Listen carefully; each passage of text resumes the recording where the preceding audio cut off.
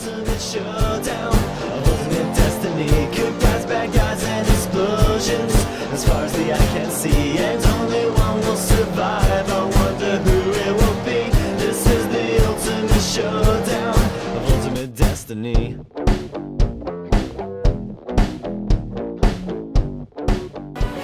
Hello, this is Arkon, Rhys, and I'm going to be showing you the tutorial to Red Alert 3. Let's see how it goes.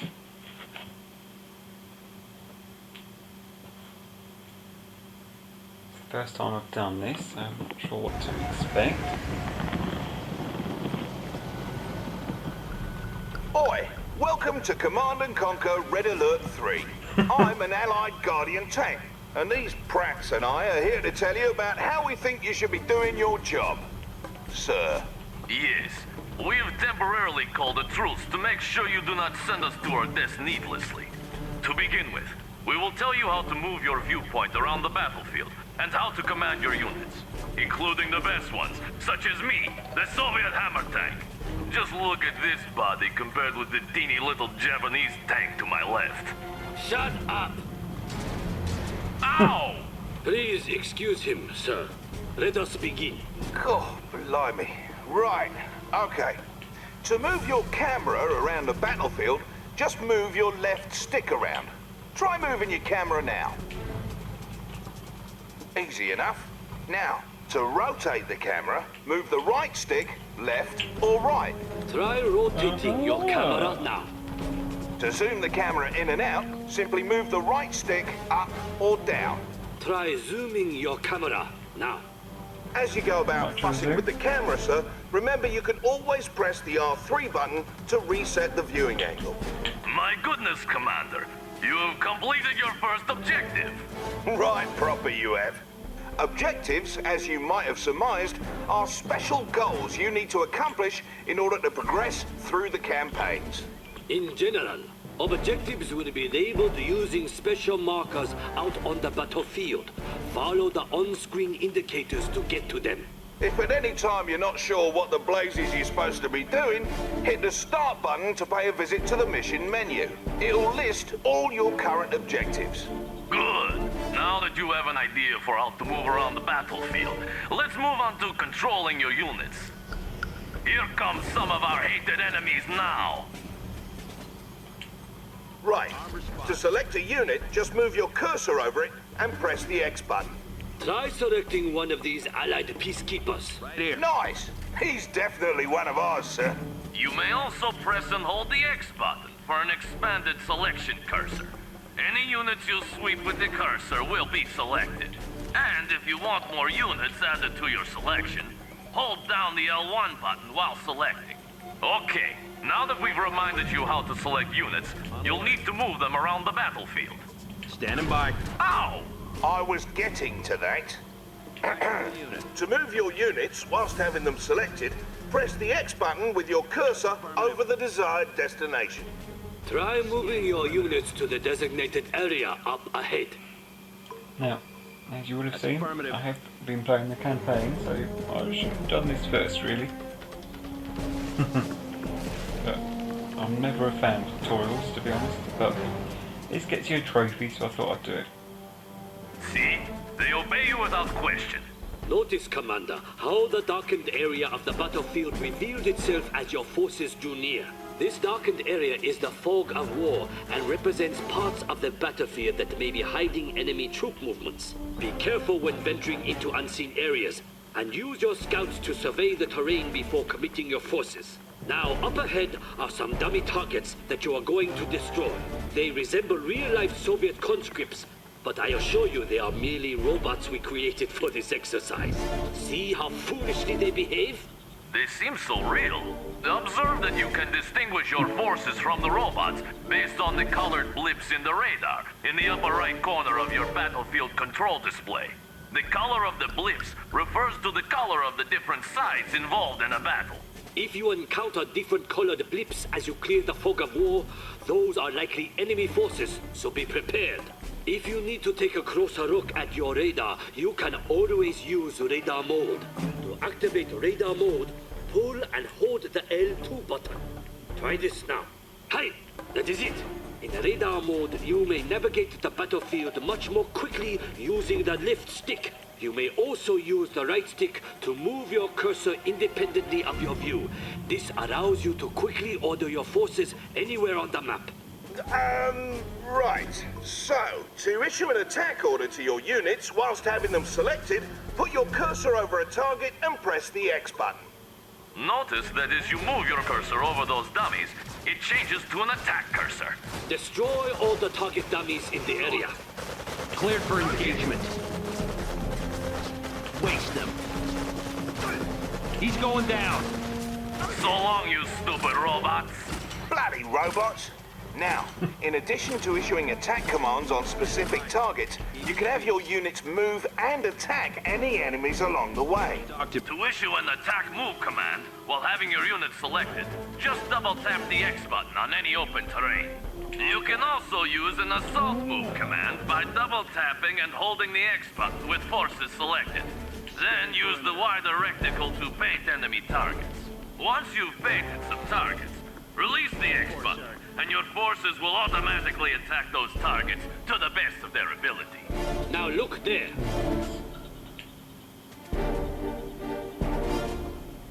We need you to lead us to that strategic point, yet many robots stand in the way. If you please, issue an attack move order to strategic point. You have the command. Lead us to victory! Start something up. As you say. All right. Hammer time.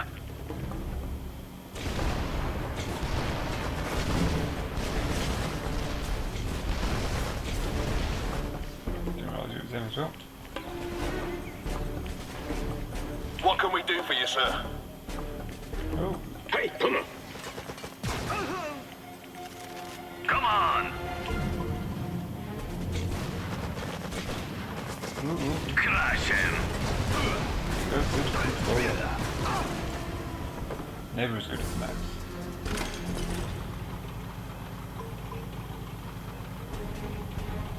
Now that's a fine job you did there, Commander. You now know how to move around the battlefield, as well as how to make your forces shoot their enemies dead. Indeed. We suggest you move on to the next lesson on building a military base for further instruction on properly commanding an army. See you there. Colourful. Excellent.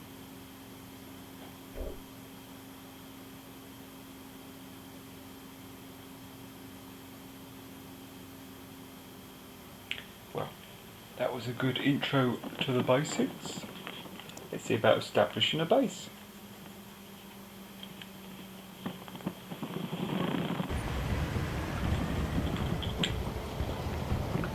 Good to have you, Commander. In this mission, we'll be reminding you all about constructing a base for each of the factions. We'll start with the Allies for obvious reasons. First things first, though. You need to know about the command menu. Pull and hold the R2 button to bring up the command menu. Oh, okay. The command menu lets you do everything, from build units and structures to use your unit's special abilities and much more. It's arranged like the face of a clock. You can make selections along the periphery by moving the left stick and pressing the X button to confirm. In general, you can drill deeper or confirm selections in the command menu with the X button, or go back up or cancel selections with the circle button. Go ahead and get comfortable using this thing. It lets you manage all your forces and production no matter where you're focusing your attention in battle. Here we have one of the hated Allied mobile construction vehicles. The MCV will unpack into a construction yard. To unpack it, select it, then use its unpack special ability by bringing up the command menu and pressing the X button. Go on, don't be shy. Observe the ghosted image of the construction yard attached to your cursor. Now press the X button anywhere on open terrain to order your MCV to unpack at that location. Very fancy, no? Best remember, there's a shortcut for using your unit's special abilities. Just hold the R1 button with units selected, then press the square button. In general, Special abilities are executed with the X button, or cancelled with the circle button. The circle button is also used to deselect units or structures. Bear in mind that there may be impassable areas of the map where you're not allowed to place down your structures. When you try to place a structure down over impassable or unbuildable terrain, red cells will appear on the build grid indicating that you're unable to place a structure there. Now that your MCV has unpacked into a construction yard, you should have some new construction options available to you. To access your production structure's build queue, select the con yard and open the command menu. Alternatively, if you don't have anything selected, open the command menu and drill down to your production structures in the 12 o'clock position. Whoa, look at what we have here. Looks like you have access to build a power plant. Ow! Don't overdo it. Commander, select the power plant button to begin building it. All allied structures build over time inside the construction yard. Once they're ready, you'll be able to place them on the battlefield right away. Your power plant is now ready to be placed. Simply open the command menu and press the X button to select the power plant. Then press the X button on an open spot on the terrain. That's the way. As the name suggests, a power plant provides your base with power. All your structures, with the exception of your power plant and construction yard, use power. You can tell how much power you've got to spare by glancing at the power meter next to your radar. It's important to understand the consequences of a low power situation. While in low power, your units and structures will build at a reduced speed, and your base defenses won't work. So it's always good to have plenty of power as you build up. The next thing you'll need to get base humming along is an ore refinery. This structure comes with a free prospector vehicle, which will collect ore from that nearby ore mine. To build your ore refinery, open the command menu, navigate to your production structures, and press the ore refinery button, just as you did with the power plant. Bear in mind that a single ore refinery likely will not be enough to fund your military escapades. Try to build an ore refinery next to each ore mine near your base, but be careful to defend them. Will do. Now that construction is complete, open the command menu and select the ore refinery and consider where to place it on the battlefield. While you're able to place your refinery anywhere on open terrain, the optimal location is just in front of an ore mine. You'll see those spots ghosted on the terrain. As you move your cursor over those spots, your structure preview should snap to the optimal position. Then, just press the X button to place your ore refinery, and you're set.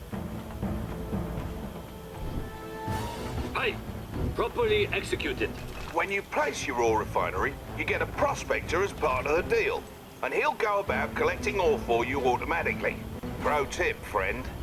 If by some freak accident one of your prospectors or ore collectors is destroyed, you can always build another from your ore refineries.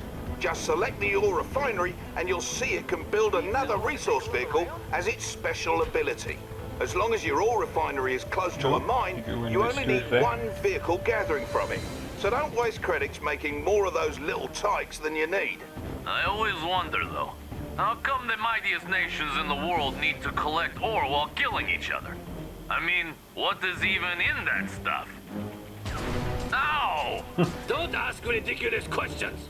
Ore is the primary resource in Red Alert 3. Refineries automatically converted to credits, which is the currency used to purchase all units and structures. All mines have a finite amount of resources that will eventually slow to trickle. So, if you deplete an ore mine, it's best to try and expand to another in order to maintain a steady income. You now have power and an economy set up. You're ready to start training units for the fight. Go ahead and open up the command menu and build a boot camp. Remember to place it down by opening the command menu once it's built, pressing the X button to select it, then pressing the X button again on open terrain. Incidentally, you can rotate the facing of a structure you're about to plop down by holding down the X button and moving the left stick around. Let the button go when ready. Now that you have a boot camp, you're able to train some infantry.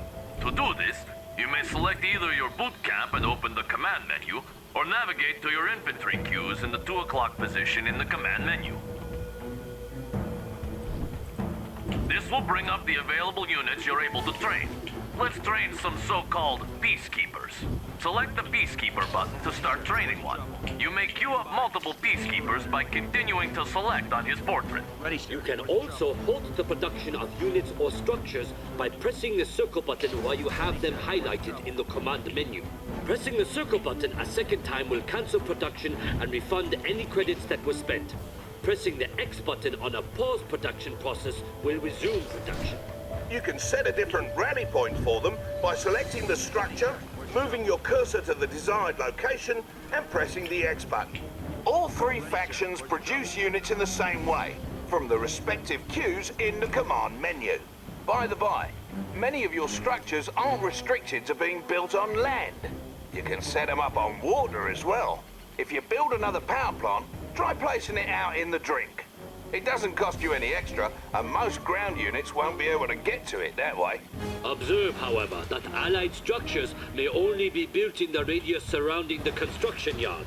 You may expand your build radius by creating command hubs, which convert from your prospectors. Please select your prospector and use its special ability to unpack it somewhere. Across the water, perhaps. Go ahead, Commander. I was not aware of this. Sounds good to me. Count me in. Right away. This is a pretty awesome ability. That's a great idea. I think it must be like just an allied one, because I don't... The Saviors didn't have it, I'm sure. I'm sure I would remember seeing that when I used I them like before. the beach. What a great idea. Yes, sirree. I didn't think of that. Objective complete. Yeah, that's it. Also, bear in mind that the Allies' technology level is local to their construction yards or command hubs. That means not all your production structures on the battlefield may offer you the same construction options. You can upgrade your construction yard or your command hub by selecting them, opening the command menu, and selecting the heightened clearance button. Try requesting heightened clearance on both your con yard and your command hub now.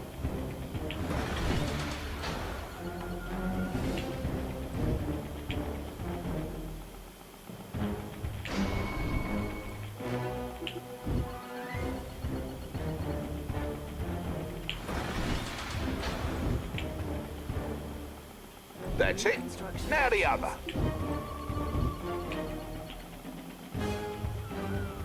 Objective complete.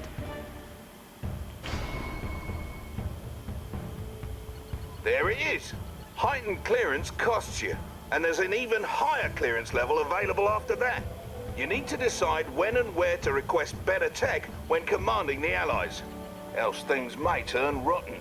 Yes. Also, should you ever have need to run away like a little girl, you may pack up your con yard, then unpack it on the water. The boot camp and armor facility are the only allied structures you may not place on the water. Your seaport, on the other hand, is the only structure you may not build on land. Ow! What was that for? Silence! Surely the commander wants to move on to the other factions by now. Feel free to continue dabbling with the allies, then select me when you are ready to continue.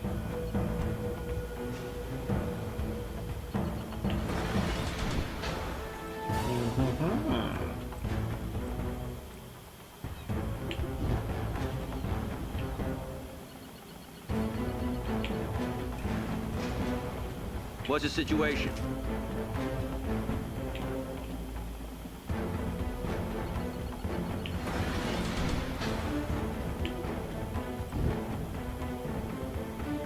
Roll your build, so you can build defences and a structure at the same time.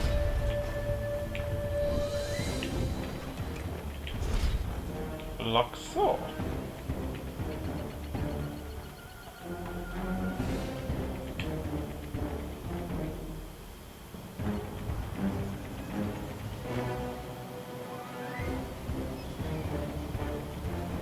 This monstrosity is the Soviet construction yard. You will see that the Soviets build differently from the Allies. Select the construction yard and open the command menu, or just navigate to the production structures queue in the command menu. Then select the reactor. Notice how the command menu closed automatically to let you make your next move. Now place the reactor on open terrain as you did with the Allied structures. Unlike the Allies, the Soviets carelessly build their structures out on the battlefield. Notice how the structure is hastily being thrown together in the field. While it's building up, it's vulnerable to enemy attack. So be cautious when placing your structures.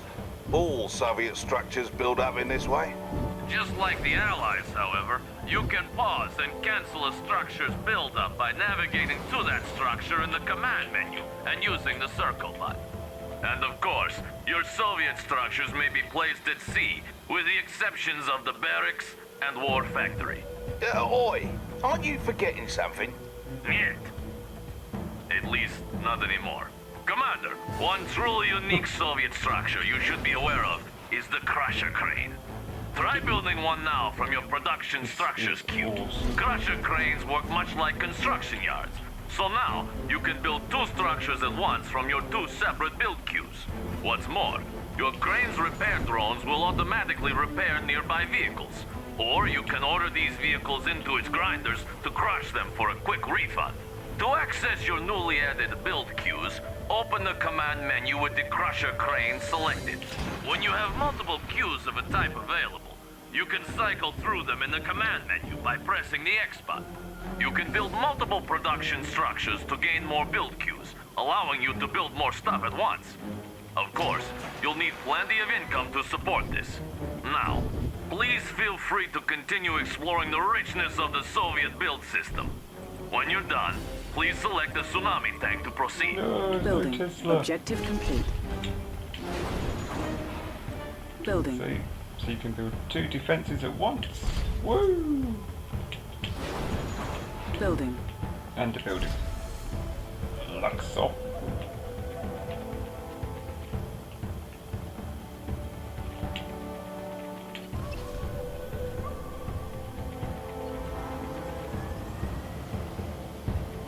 Endless beach. At last! Let us continue, Commander, for this will be worth it. The Empire of the Rising Sun has the most unique build system in that our structures are all created from special units called nanocores. Cores may unfurl at the location of your choosing, much like an MCV unpacks into a construction yard. However, unfurled Imperial structures cannot pack back up. Go into your production structures queue and build a generator core.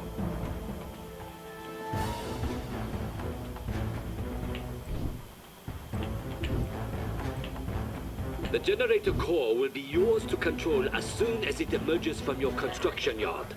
If you select it, you may give it move commands around the map like any unit.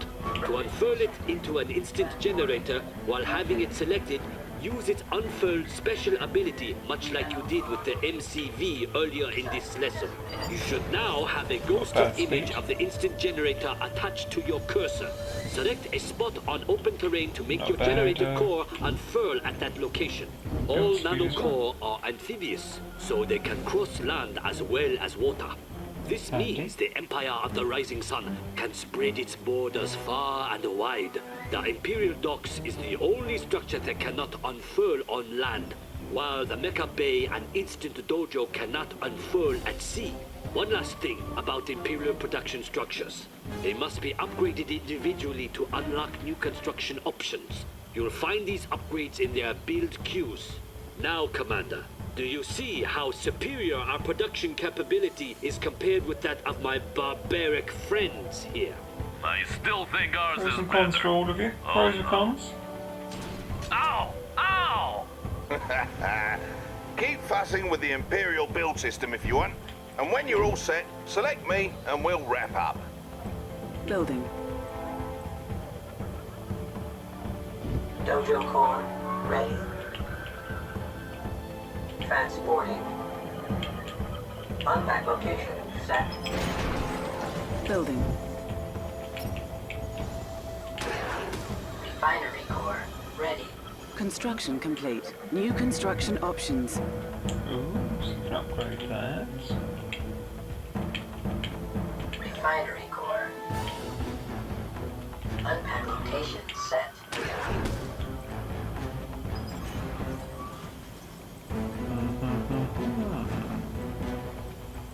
Ooh, Sonic. That'll be interesting.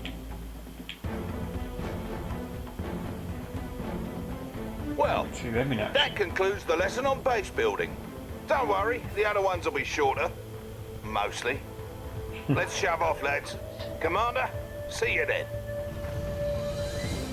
Ow!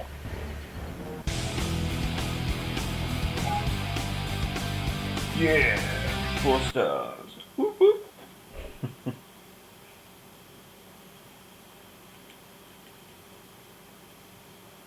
Right, let's do one more before I take a quick break.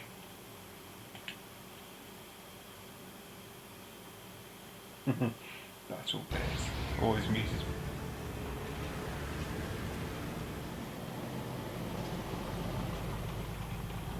Why, hello again, Commander. In this lesson, you're going to get acquainted with your units and some of the abilities that make them unique. Every unit in Red Alert 3 has some sort of special ability, in addition to its primary ability. The majority of your unit's primary abilities is to attack their targets. A unit's special ability may put a nasty status effect on an enemy, switch to an alternate weapon, or even transform into an entirely different unit. Let us go over how to use special abilities now. Okay, let's learn. Select that allied cryocopter, if you please. The cryocopter's special ability is the Shrink Beam. With the cryocopter selected, open the command menu and select its special ability, or hold the R1 button and press the square button. Notice that the Shrink Beam is a targeted special ability, which means you have to press the X button over a target to use it. Other types of special abilities take effect as soon as you press the ability button. Now then, use the Shrink Beam on my good friend the Soviet Hammer tank. Wait, what? No way, not me again! Extra As stated earlier, not all special abilities need to be targeted like the cryocopter's Shrink Beam. Some abilities cause units to switch weapon modes. Blimey, that tank looks like he's lost control, and all you've got is an allied hydrofoil. Its primary weapon is an anti-air cannon that won't do you any good here. However, if you use its special ability, it'll switch from its gun to the weapon jammer. Select the hydrofoil now, and ready the weapon jammer by selecting it in the command menu, or pressing the square button whilst holding the R1 button. Proper. Now, have your hydrofoil fire on that Soviet apocalypse tank on the shore. So much for that tea party. As you can see, the apocalypse tank can no longer fire.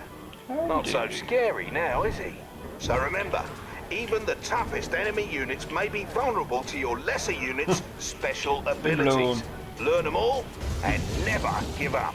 If you're finished with your motivational speech, perhaps we can continue. Commander, let's go over a unit whose special ability is to transform. One basic example is the MCV, though let us take a look at a more exciting case in one of the Empire of the Rising Sun's versatile Mecha Tengu units. The Mecha Tengu is an amphibious, hovering anti-infantry unit that can transform into the Jet Tengu, a flying air superiority fighter. Not only does the transform ability affect how it navigates the battlefield, it also means the unit changes from having anti-ground weapons to anti-air weapons. Select the Mecha Tengu and use its special ability. Impressive, no? Now, order your Jet Tengu to destroy that miserable cryocopter. Oh, and don't worry, it is merely a training robot carefully disguised to look like a real vehicle.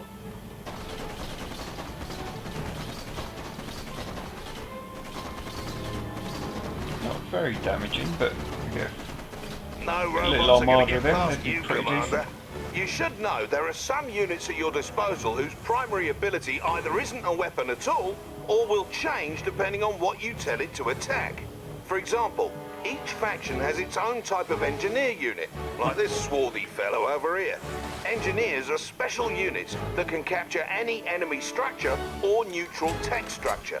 Much like with moving or attacking, you can select your engineer, then press the X button on a capturable structure.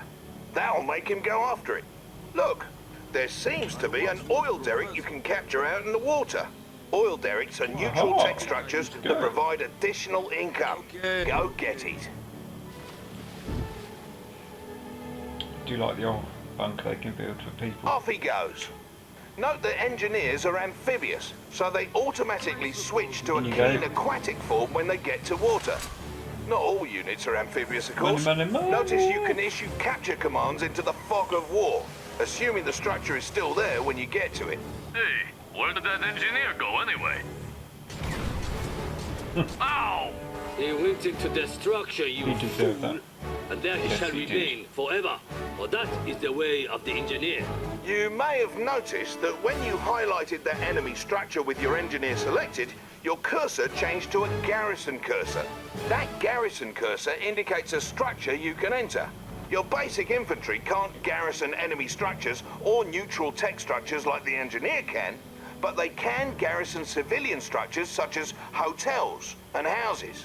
Fear not, for civilians have long since abandoned such structures once they heard we were coming. When infantry garrison these structures, they receive extra protection, as the building they're in will take damage instead of the units themselves, should they come under fire.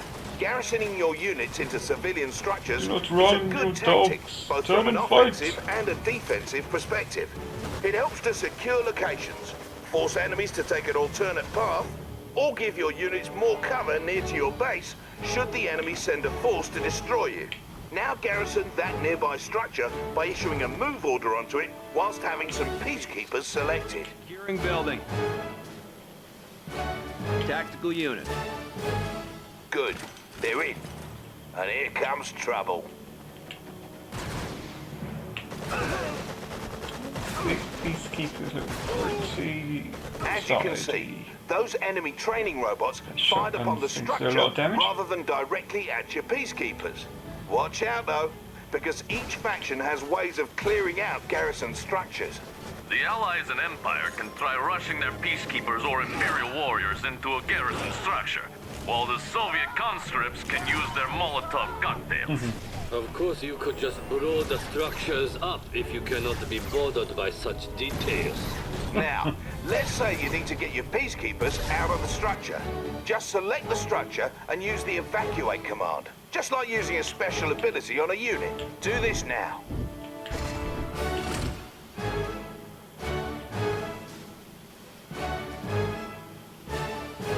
Some of your units can also be garrisoned by your infantry. Oh, yes. The multi-gunner IFV is a unique allied vehicle whose weapon takes on the characteristics of whichever infantry unit hops inside. Order one of your peacekeepers into that IFV and watch what happens. If I may, normally the IFV's weapon works best against aircraft. But once you garrisoned your peacekeeper into Nice. it changed into an anti-infantry weapon. Well, the IFV can only contain one infantry unit at a time. Other vehicles can hold more, and can transport your infantry around the battlefield. For example, the Riptide ACV is admittedly a good transport for getting infantry quickly and safely from one point to another, although infantry cannot fire out of it. Garrison your remaining infantry into the Riptide now. Now that they're garrisoned, let's move your Riptide across this lake and over to the shore on the other side. Look for the marker on the radar. That's Rough boys. Going on a magic carpet Head to shore. ride. Riptides are a special type of unit in that they're amphibious, meaning they can traverse both land and water. As my comrade said, not all units are amphibious, so it's good to make note of the ones that are. Some units behave differently on land and water. For instance, when your Riptide is on water, its torpedo tubes open to give it additional firepower. Now that you've made it to the other side, let's get those peacekeepers out. All transports have the not-so-special ability to evacuate their passengers. Use the evacuate ability now.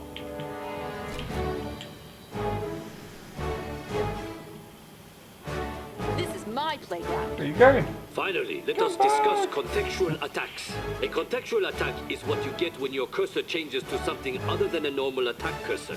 Select the allied commander who has showed up so very unexpectedly. My word. It's This Jenny agent McCarthy. Tanya has different ways of attacking targets depending on the type of target. When you order her to attack enemy infantry, such as these lifelike robots, your cursor will be that of a normal attack cursor. When ordered to demolish a target, Tanya will move very close to the target, set some charges, and blow it up. This is an example of a contextual attack. Go ahead and dispose of those forces using the commando. Fire back, Daniel, fire back.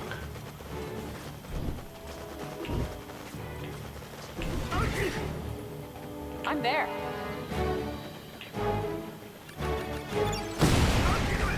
Didn't change at all. Other units, such as our allied spies like this one here, also have contextual attacks. Select the spy, then use his contextual attack on one of those enemy training dummies. Yes, I copy.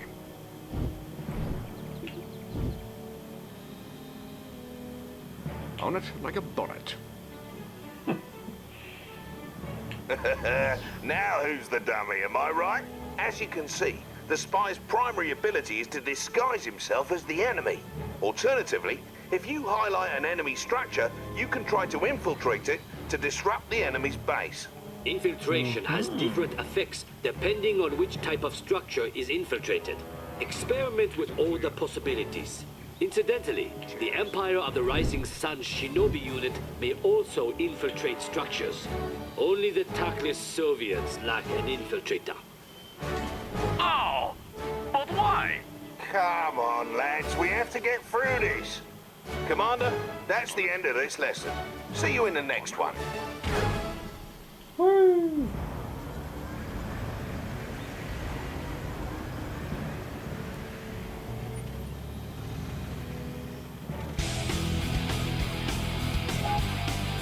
And tunes.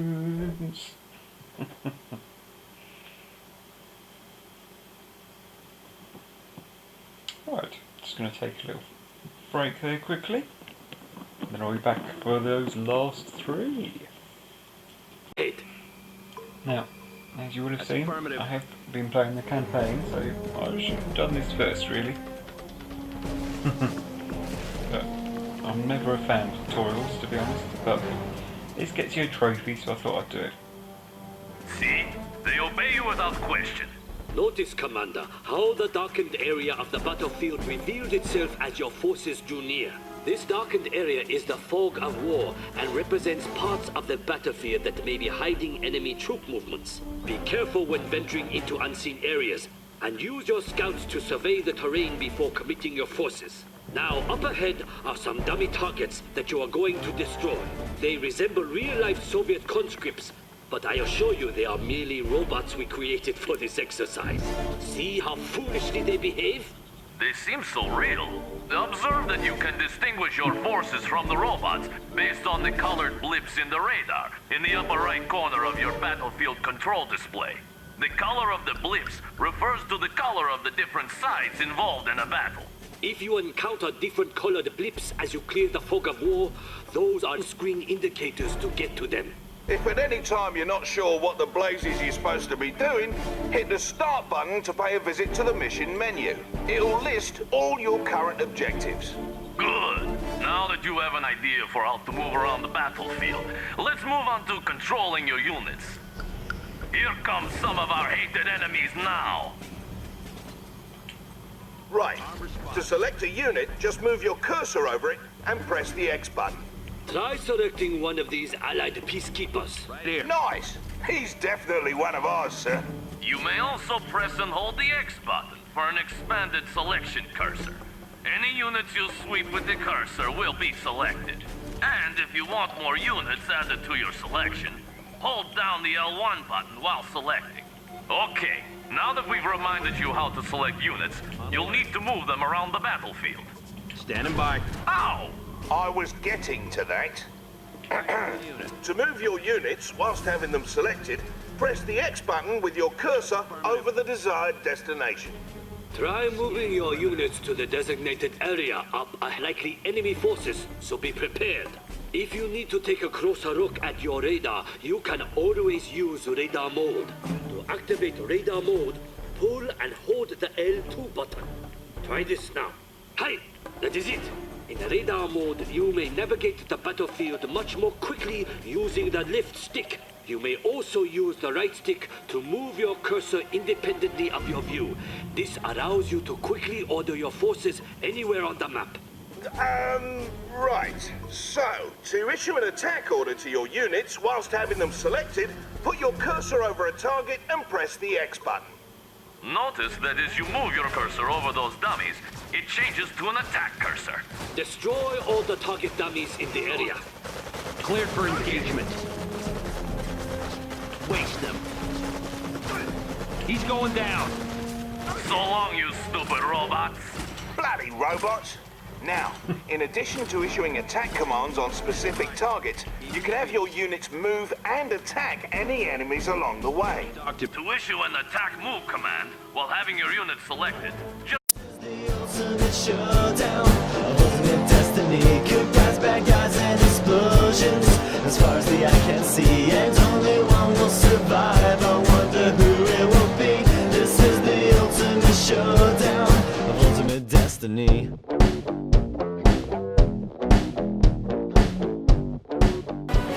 Hello, this is Arkon, Rhys, and I'm going to be showing you the tutorial to Red Alert 3. Let's see how it goes.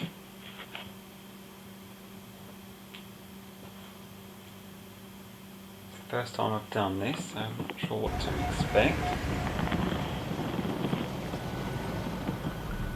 Oi! Welcome to Command and Conquer Red Alert 3. I'm an Allied Guardian tank, and these pracks and I are here to tell you about how we think you should be doing your job. Sir. yes, we've temporarily called a truce to make sure you do not send us to our deaths needlessly. To begin with, we will tell you how to move your viewpoint around the battlefield and how to command your units, including the best ones, such as me, the Soviet hammer tank. Just look at this body compared with the teeny little Japanese tank to my left. Shut up! Ow! Please excuse him, sir. Let us begin. God, blimey. Right, okay. To move your camera around the battlefield, just move your left stick around. Try moving your camera now. Easy enough. Now, to rotate the camera, move the right stick, left or right. Try rotating your camera now. To zoom the camera in and out, simply move the right stick up or down. Try zooming your camera now. As you go about fussing with the camera, sir, remember you can always press the R3 button to reset the viewing angle. My goodness, Commander. You have completed your first objective. Right, proper you have. Objectives, as you might have surmised, are special goals you need to accomplish in order to progress through the campaigns. In general, objectives will be labeled using special markers out on the battlefield. Follow the